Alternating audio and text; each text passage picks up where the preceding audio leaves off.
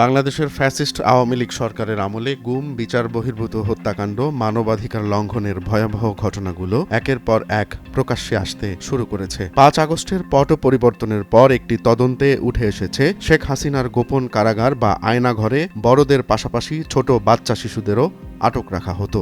নির্যাতন ও জিজ্ঞাসাবাদের সময় মানসিক চাপ সৃষ্টির জন্য শিশুদেরকে ব্যবহার করা হতো। এমনকি মায়ের দুধ পান করতেও বাধা দেওয়ার ঘটনা ঘটেছে। ২১শে জানুয়ারি মঙ্গলবার তুরস্কের সংবাদ মাধ্যম টিআরটি ওয়ার্ল্ডের এক প্রতিবেদনে এ তথ্য জানা গেছে। প্রতিবেদনটিতে উল্লেখ করা হয়েছে, শেখ হাসিনার শাসনামলে গুম হওয়া ব্যক্তিদের তদন্তকারী কমিশন জানিয়েছে, আয়নাঘরে শত শত বন্দির মধ্যে কয়েকটি শিশুও ছিল। এদেরকেও একই সঙ্গে বন্দি করে রাখা হয়েছিল। কমিশনের প্রাথমিক প্রতিবেদনে বলা হয়েছে, অন্তত অর্ধ ডজন শিশু মায়ের সঙ্গে মাসের পর মাস গোপন কারাগারে কাটিয়েছে। সেখানে তাদের দুধ পান করতে বাধা দেওয়া হতো, যা মানসিক চাপ সৃষ্টির একটি কৌশল হিসেবে ব্যবহার করা হয়েছে। ৫ আগস্ট ছাত্র জনতার গণ অভ্যুত্থানের মুখে ভারতে পালিয়ে রাজনৈতিক আশ্রয় নেন সাবেক প্রধানমন্ত্রী শেখ হাসিনা। পালিয়ে যাওয়ার সময় শেখ হাসিনার সঙ্গে তার বোনও ছিলেন। হাসিনা বর্তমানে ভারতেই অবস্থান করছেন। আন্তর্জাতিক অপরাধ ট্রাইব্যুনাল ইতোমধ্যে তার বিরুদ্ধে জারি করেছে। কমিশন জানিয়েছে, বহু নারী তাদের সন্তানসহ নিখোঁজ হয়েছেন। এমনকি এক গর্ভবতী নারীকে তার ২ শিশুসহ আটক করে দুঃসহ নির্যাতন করা হয়। এই ঘটনাগুলো কোনো বিচ্ছিন্ন ঘটনা নয়, বরং একটি ধারাবাহিক প্রক্রিয়ার অংশ ছিল।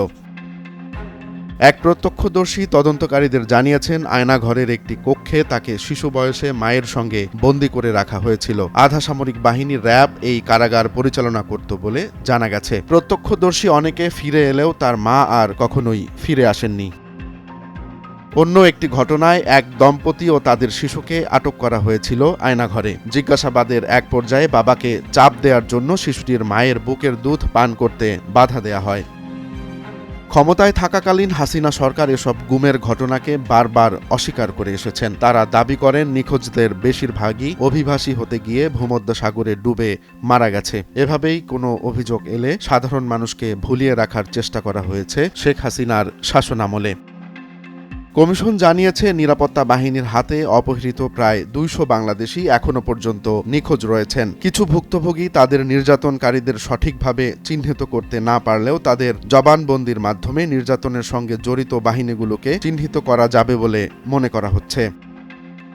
আয়নাঘরের গোপন অধ্যায়গুলো যখন একে একে প্রকাশ্যে আসছে, তখনই স্পষ্ট হচ্ছে শেখ হাসিনার শাসনামলের ভয়াবহ বাস্তবতা। গুম, নির্যাতন এবং শিশুদের ওপর মানসিক নির্যাতনের ঘটনাগুলো কেবল মানবাধিকার লঙ্ঘনেরই দৃষ্টান্ত নয়, বরং ক্ষমতার অপব্যবহারের জ্বলন্ত এক প্রমাণ। নতুন বছরে এই সব অভিযোগের সঠিক তদন্ত ও বিচার হবে কিনা তা নিয়ে সাধারণ মানুষের মধ্যে কৌতূহল ও উদ্বেগের শেষ নেই। জাতি অপেক্ষা করছে একটি ন্যায় বিচারপূর্ণ এবং মানবিক বাংলাদেশের জন্য।